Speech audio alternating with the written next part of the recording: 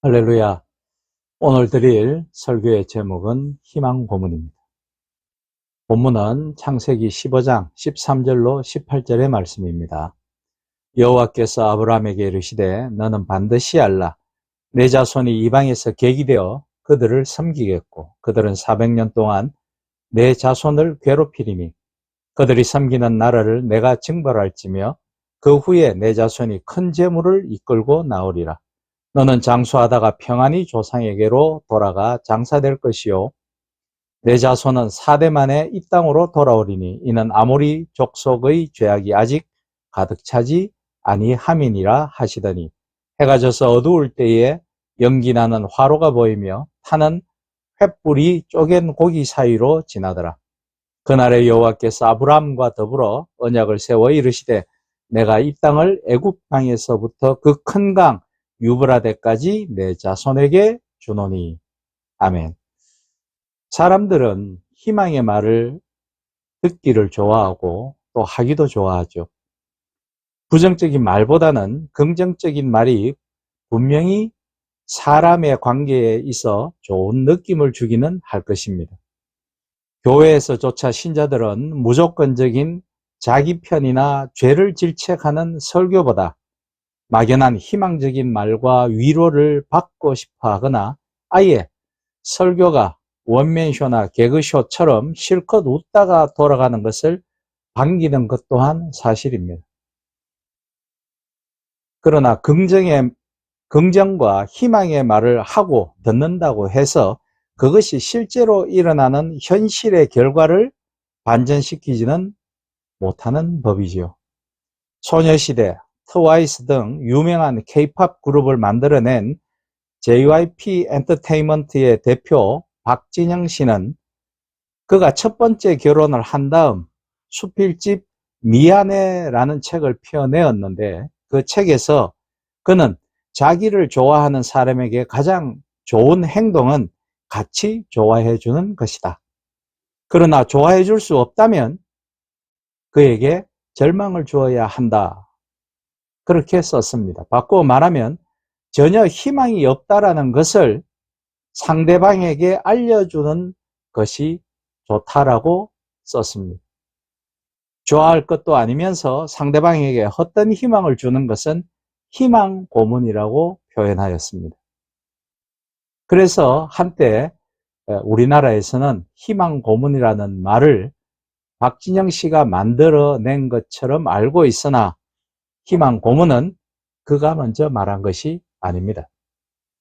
희망을 이야기하면 심리적인 위로는 되겠지만 실제적으로는 도움이 되는 경우는 거의 없죠. 희망은 구체적이라야 되는 것입니다. 또 실질적이라야 되는 것이겠죠. 그래서 야고보서 2장 16절은 말씀하시길 너희 중에 누구든지 그에게 이르되 평안히 가라 덥게 가라 배부르게 하라 하며 그 몸에 쓸 것을 주지 아니하면 무슨 유익이 있으리요 라고 교훈하고 있습니다. 실제적으로 말로만 사람들에게 위로를 전할 것이 아니라 그들에게 실제적으로 도움이 될 것들, 물질이면 물질, 또 그에게 도움이 될 만한 물품들을 직접 주어야 한다라는 뜻이겠죠. 2007년 당시 20대는 월 약 88만 원에서 107만 원 정도를 받는 비정규직 노동자가 될 확률이 높아서 비정규직으로 살거나 살 예정인 청년 세대를 일컫는 표현으로 88만 원 세대라는 책을 쓴 우석훈 박사와 기자 출신의 박건일의 공저인 이 책에서는 우리 사회에 희망이 없는 것이 아니라 희망이라는 장밋빛 환상이 너무 과해서 문제가 된다라고 쓰고 있습니다. 한 걸음 더 나아가 현재의 좌절과 절망을 느끼고 있는 20, 30대에게 대안은 일체 없이 너무 많은 긍정과 희망을 이야기해 주는 것은 일종의 고문이다라고 말하고 있습니다. 이 말은 17년이 지난 2024년 올해에도 해당됩니다. 그동안 이 사회는 양극화는 더더욱 심화되었고 젊은이들의 정규직 일자리는 더욱 감소하였습니다. 이것은 출산율 감소로 이어져 한국은 세계에서 가장 빠르게 인구가 감소하는 국가가 되었습니다. 희망이라는 이름의 고문. 이 말은 19세기 프랑스 환상문학의 거장인 빌레 드 릴라당이 쓴 희망 고문이라는 소설에서 처음 표현된 말입니다. 1883년에 쓰여진 이 소설에 보면 어느 날 유대 랍비가 고리 대금업을 했다는 죄로 감옥에 갇히게 되는데 희망 없이 하루하루 고통스럽게 감옥에 갇혀 있던 주인공이 어느 날 감옥 문이 열려 있는 것을 발견합니다. 할렐루야! 문간에서는 랍비는 자신의 눈앞에 펼쳐진 풍경에 감사하며 중얼거렸다. 문은 바깥 정원을 향해 열려 있다. 별이 반짝이는 밤. 봄, 자유, 생명, 지평선으로 뻗은 구불구불한 산맥의 푸르른 선들이 도드라져 보인다. 밤새 걸어간다면 향기가 이곳까지 닿는 레몬나무 숲을 통과하리라. 일단 산중에 이르면 안전할 것이다. 그는 폐를 한껏 부풀려 맛있는 공기를 들이마셨다. 산들바람이 온몸을 상쾌하게 만들어준다. 예수께서 부활시킨 나사로가 된 심정이다. 그리고 그는 두 팔을 하늘을 향해 벌리고 다시 한번 자비로운 하나님께 감사드렸다. 이 기쁨의 극치여. 그런데 순간 자신의 팔에 그림자가 드리워지고 있음을 느낀다. 그림자는 서서히 다가와서 이윽고 그를 삼켜버린다. 이것은 환각인가? 그는 마침내 누군가가 부드럽게 자신을 감싸 안았음을 깨달았다. 어떤 키 큰 사람이 실제로 정면에 서 있었다. 그는 눈을 내리깐 채 그 자리에 얼어붙어 버렸다. 멍한 눈동자와 헐떡이는 숨소리에서 공포가 흘러내린다. 공포. 그를 단단히 움켜쥔 사람은 바로 존귀하신 종교재판소 소장 페드로 알부에스 테스필라였다. 공포에 떠는 죄수 앞에 선 신문가는 길 잃은 어린 양을 바라보는 목자처럼 눈가가 촉촉해져 있었다. 랍비는 눈알이 튀어나올 것 같은 고통스러운 표정으로 종교재판 소장에게 안겨 있었던 것이다. 그랬다. 이 운명의 저녁은 미리 준비된 고문이었다. 바로 희망이라는 이름의 고문. 오늘 이러한 희망 고문이 교회 안에서 너무 많이 선포되고 있음을 봅니다. 야곱의 무자비한 탐욕을 거룩한 욕심으로 표현하면서 야곱처럼 사모하고 열망하고 침노하는 자가 복을 받는다는 메시지와 같은 것이 그 구체적인 예라 할 수 있겠습니다. 성자 독식, 성공지상주의, 하나님의 은혜가 아닌 인간의 공로를 내세우는 무분별한 축복의 메시지는 희망이 아니라 분명 고문이라 할 수 있을 것입니다. 따라서 세상의 희망인 교회는 그리스도가 아닌 번영신학과 만모니즘에 기대어 값싼 희망을 팔지 않아야 하겠습니다. 왜냐하면 하나님의 백성은 절망이 지배하는 이 세상에서 소망이 무엇인지 보여주도록 부름받은 소망의 공동체 사람들이기 때문입니다. 그런 의미에서 우리는 성경이 말하는 진정한 희망이 무엇인지를 알아야 합니다. 이를 알기 위해서는 우선 소망, 호프와 소원, 위시를 구분할 필요가 있습니다. 많은 사람들이 자기의 소원을 소망으로 착각합니다. 즉, 자기가 가지고 싶어 하는, 이루고 싶어 하는 욕망을 소망, 희망, 호프로 착각한다라는 것입니다. 미래의 끝을 자기가 소원하는 것으로 정해놓고 그것을 기다리면서 그것을 마치 소망인 것처럼 여긴다는 것입니다. 그러나 미래의 끝을 내가 원하는 대로 만들어 놓고 그것을 기다리는 것은 진정한 소망이 아닙니다. 성경이 가르치는 소망은 설령 소원이 이루어지지 않는다 하더라도 하나님은 언제나 최선의 것을 주신다는 믿음을 가지고 확신 속에서 하나님께서 약속하신 것을 끝까지 신뢰하며 기다리는 것입니다.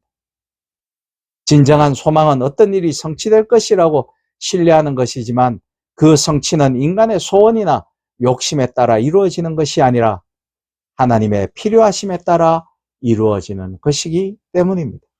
중요한 문제는 나의 소원이 아닌 참된 소망을 가지고 살아갈 때 미래에 무슨 일이 일어날지 모르는 상황에서 내가 과연 그 소망을 끝까지 붙잡고 흔들리지 않고 기다리는 삶을 살 수 있는가?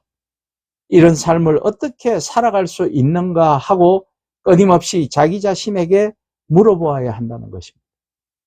창세기 15장의 이야기는 바로 이 질문에 대한 대답을 주는 말씀인 것입니다.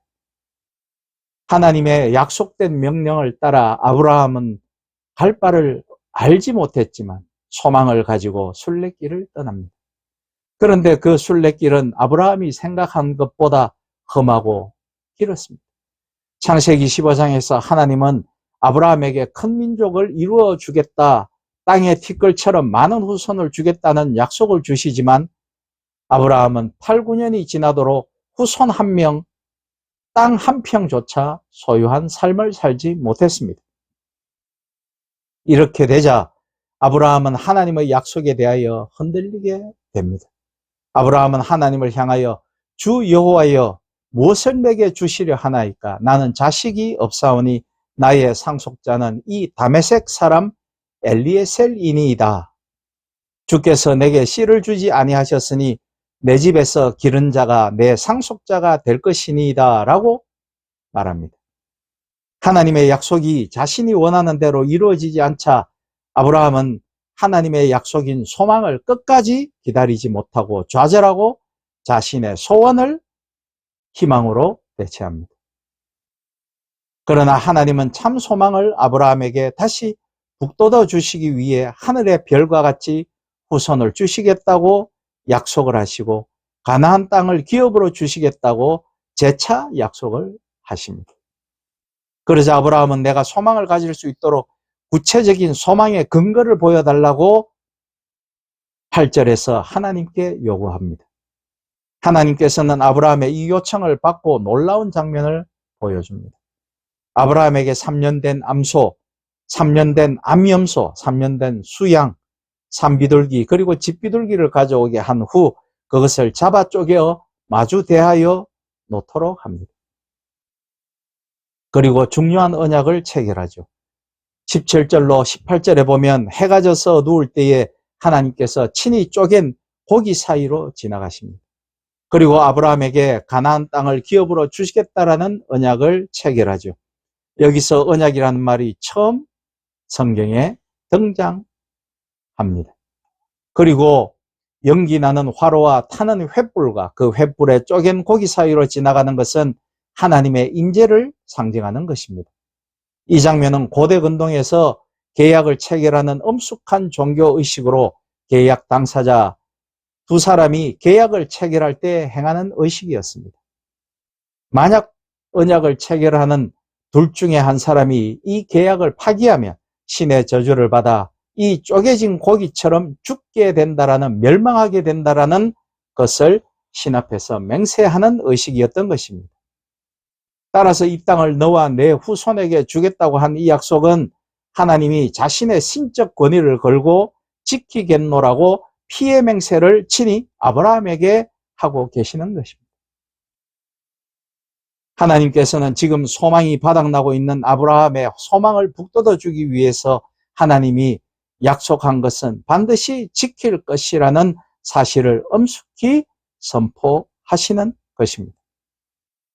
여기서 우리는 중요한 사실 하나를 깨닫게 됩니다.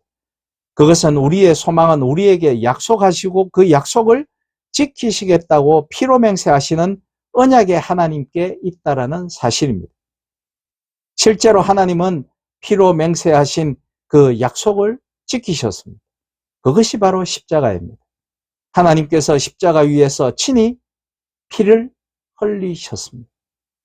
십자가는 하나님께서 이 약속을 지키기 위해 어떤 일까지 마다하지 않으셨는지 우리에게 잘 보여주고 있습니다.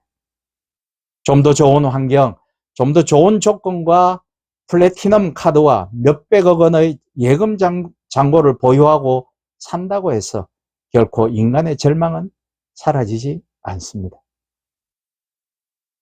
좋은 대학, 좋은 직장, 좋은 집은 기껏해야 몇 달이 지나면 그 흥분은 가라앉지요. 그러기에 이제는 나의 소원이 이루어지지 않더라도 한번 약속하시면 끝내 목숨까지 바쳐 그것을 이루어내시는 하나님을 바라보고 그 언약의 하나님을 소망으로 삼고 끝까지 소망의 삶을 살아가시기를 여러분들에게 권합니다. 말씀을 맺습니다. 우리는 과연 어디에 소망을 두어야 하는지 오늘 말씀에서 우리는 확연히 깨닫습니다.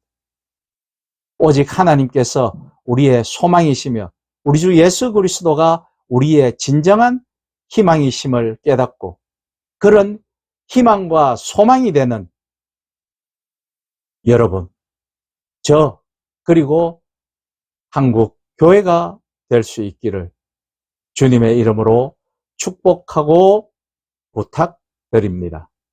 아멘.